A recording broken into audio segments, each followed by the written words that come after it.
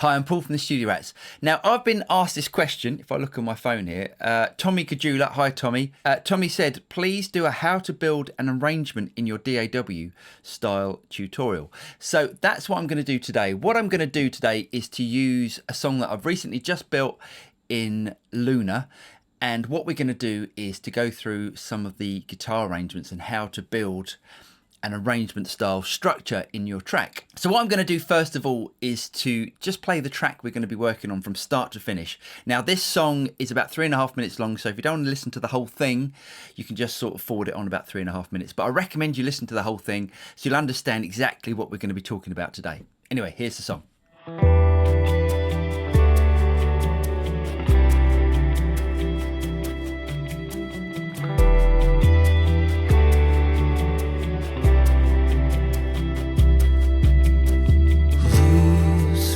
Step and stumble. Darkness comes from under. I don't know why, but I'm always running. I don't know why, but I'm always running.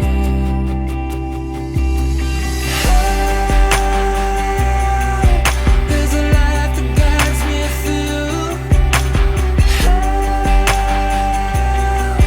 There's a love that I've run to, and it's always you.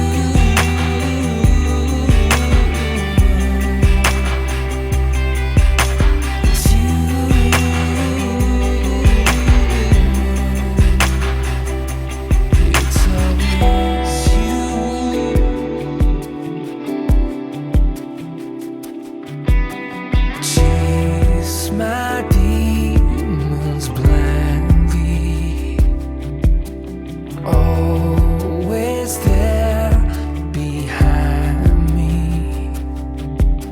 I don't know why, but I'm always falling. I don't know why, but I'm always falling.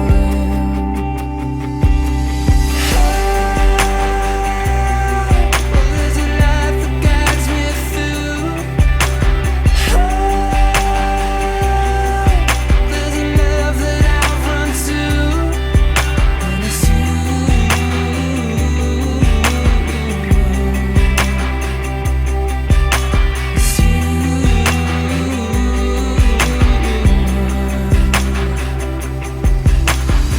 Sometimes you run so fast that you can't even recognize what you're running from is something that you're trying to hide.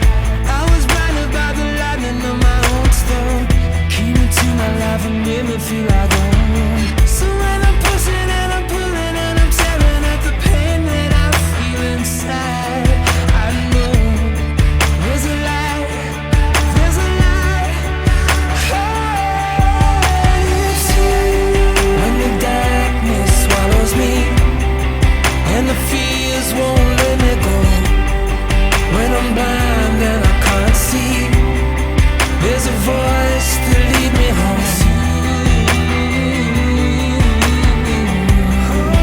My mind is a desert.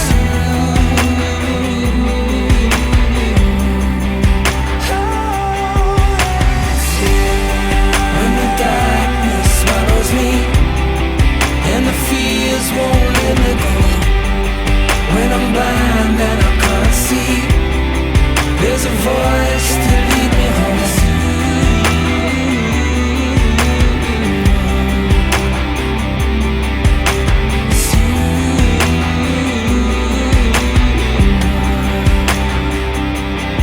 It's always you.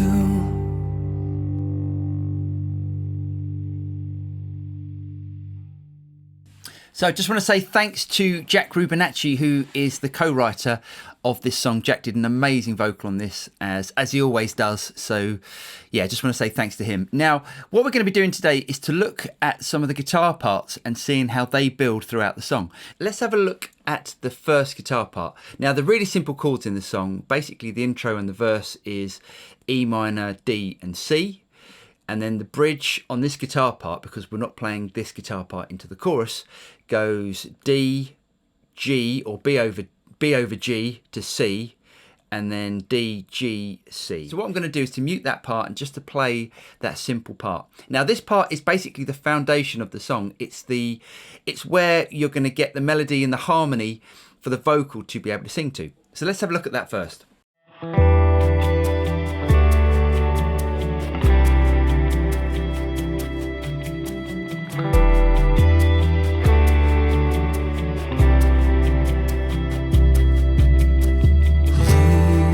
My step and stumble. Darkness comes from under. I don't know why, but I'm always running. I don't know why, but I'm always running. So as you heard, what I did was I was playing with the plectrum really lightly in the verses.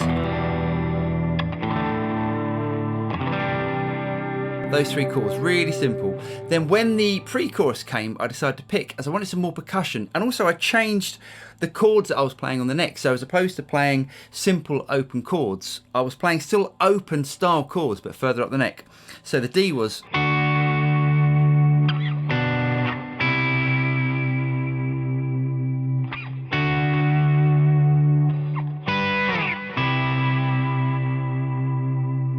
Now, the reason I've done this is because I want to create some more interest to the listener's ear.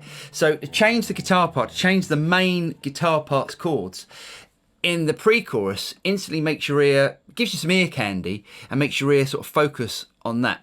So anyway, that's the first guitar part. Let's move on to the second guitar part. Second guitar part is a really simple single note picked part.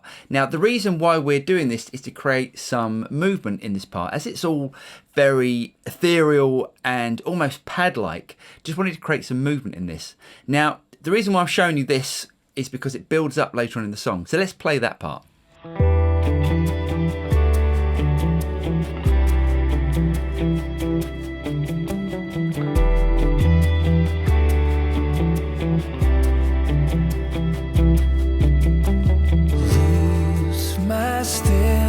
So as you can see on this part, which is this part here, it cuts out after the intro. Now, further on in the song, which is this part here, have a listen.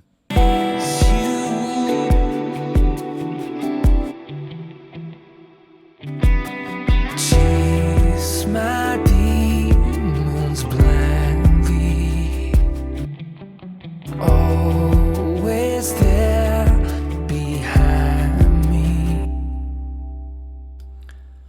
As you can see on this guitar part, it ends straight after the intro where the vocal begins. Now in the second verse, I've made it longer, so it's not only playing in the intro, it's also playing over the second verse.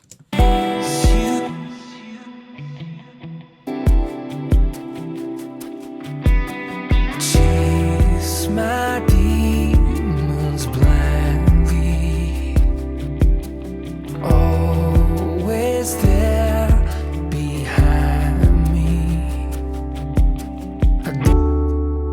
So that's given us some difference in the first verse and the second verse. So it's always great to build a song. So a lot of people build a song and they'll record a verse part and they'll just copy all of that verse part over to the second verse.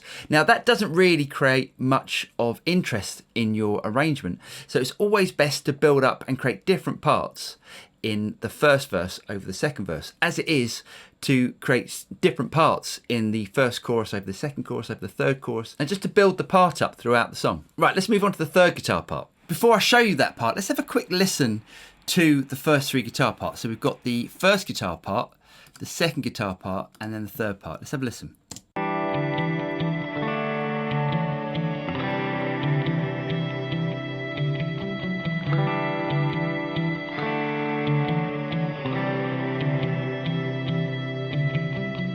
And let's listen to that third guitar part on its own.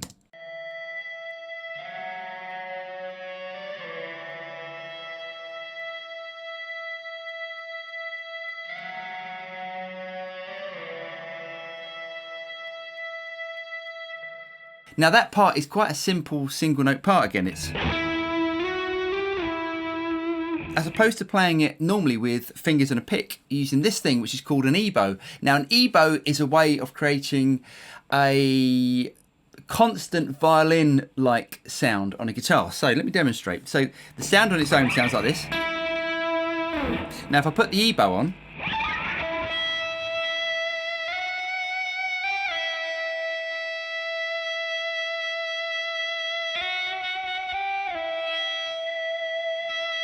so the great thing about an ebow is that it sustains forever.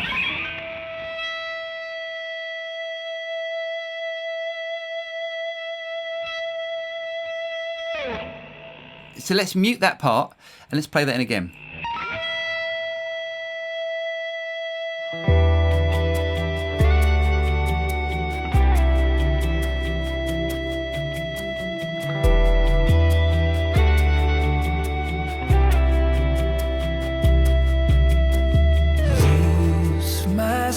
So what you can do with an ebow is almost make a guitar not sound like a guitar. So it's a really handy studio tool. Now the ebow is relatively inexpensive. I think it works out about £80, $80, something like that. But it's an indispensable studio tool just for creating unusual parts. Right, let's move on to guitar part 4. So let's have a listen to guitar part 4 with the other guitar parts.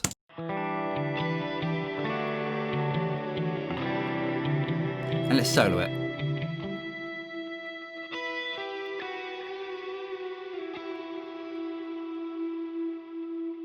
Now, as you can probably hear from the 4 guitar parts that I've played, each of them is panned very differently in the stereo field. So you've got guitars right over on the left-hand side, right over on the right-hand side, and more towards the middle. Now that creates this big sort of wash sort of effect. Now this part is like a simple lead part. Let's just play it in.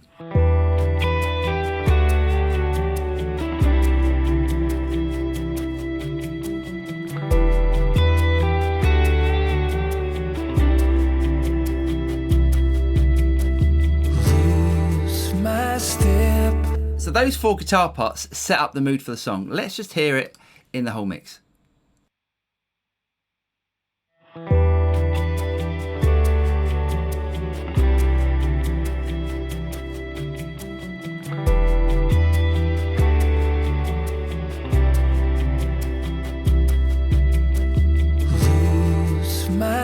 Now I'm going to have to do the rest of the arrangement in different videos. I actually thought I'd probably get the whole arrangement done in one video, but for some reason I think this is going to take quite a few videos to actually get all this done. So if you guys do want to see more of these type of videos, please let me know, and next week I'll create another one.